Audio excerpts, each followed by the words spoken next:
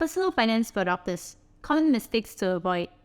Now, personal finance is a very important aspect of life that doctors should pay attention to, but more often than not is overlooked in medical education. As doctors, we get a lot of demand for our time and energy, and it's very easy to get caught up with the hustle and bustle and neglect our personal finances. However, managing our money is so important for financial stability and security. And in this video, we'll be covering all the common mistakes that doctors make in their personal finances and how to avoid them.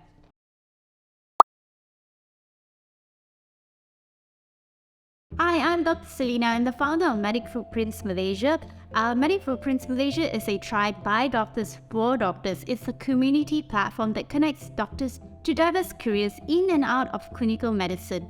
And we have a lot of resources on education in career success on our website. So please go to www.medicfootprints.com.my and check out all our resources and join the tribe. So while you're there, be sure to get your premium membership and enjoy all the members exclusive contents and discounts for all our workshops and programs.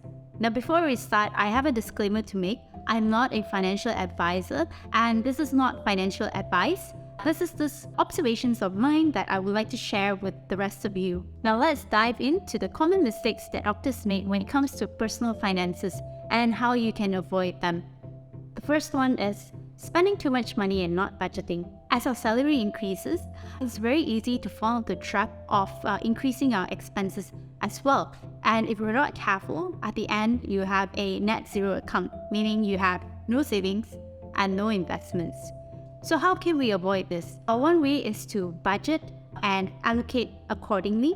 So it's important that we allocate our money wisely so that we're not overspending on unnecessary expenses. So for me, I have a system where I pay myself first every month. It means that I will allocate 10% of my income to investments, 50% to my day-to-day necessities, 10% for my savings, and the rest goes to education. That's if I want to learn something, a new skill, a new program, pick up a new course, my vacations and my splurges. So I make sure that my money is being spent wisely instead of just being splurged out on day-to-day necessities. You know, as doctors, we put so much focus in medical knowledge and medical skills, and very little emphasis are given to financial education. But you know, it's so important to understand the basics of personal finances like cash flow, debt management, investment. These are all very basic stuff that we should know. And by seeking out financial education and more information, we can really build our wealth. You know, I remember one point of time, I get very scared whenever people around me start talking about money, finances, investment. I just felt so afraid, like I felt like a fish hanging from a tree. This is because I didn't understand a lot about the financial concepts and the terms that they were using.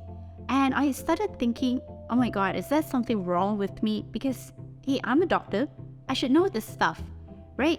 But the fact is, nothing was wrong with me. It was just because I did not receive any financial education. It's just like sending a child or somebody who cannot read or write to university. This person will be terrified.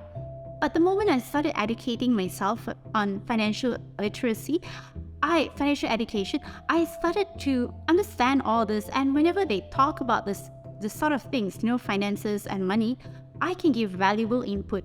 Now that's the power of financial education. If you've been enjoying this video so far, remember to subscribe to our channel and check out our website and check out all our events, our upcoming programs and workshops that you can join to improve your education. Another common mistake doctors make is not having a plan for their student loan. I know some of us have been lucky where our parents have paid for our medical education, but some of us took loans to pay for our education. And this is even more relevant if you started taking up the HLP to fund your master's program, your master's studies. So, you know, in this program, if you don't complete it, you fall out or you fail your exams, you actually are required to pay back this loan. And imagine having your medical degree loan and coupled with this HLP. This HLP, if you were to drop out, it can range anywhere between 80 to 100,000, which you have to pay back. So It's really important if you have a plan on how you're paying this loan back, and you should not let it pile up, because eventually you're going to be buried in a mountain of debt. It's easy to get caught up in the cycle of debt. If you're a doctor, when you get your first paycheck, you'll be tempted to buy a car. And then a couple of months or years down the road, you buy a house. And then later on, you get your student loan to find your postgraduate degrees or your master's. There's credit card debts where you buy iPhones, TV sets at 0% interest. And if you're not careful, this is going to pile up, and before you know it, you'll be buried under a mountain of debt. And so it's very important to know how much you're paying, what your debt ratio is like, and it's very important to have a plan on how you plan to pay it back.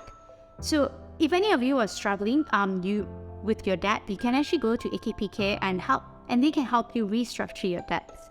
So in conclusion, by avoiding all these common mistakes, doctors will be well on their way to achieving financial success. So remember to educate yourself financially, have a plan for your student loan, manage your debt. If you found this video helpful, please like, share, and comment. Also check out our other videos. Do check out our website and check out all our upcoming workshops and programs that can help you succeed in your career and become financially more stable. Also, we have job listings for clinical and non-clinical career on our website. Do check out our Discord channel and talk to your peers.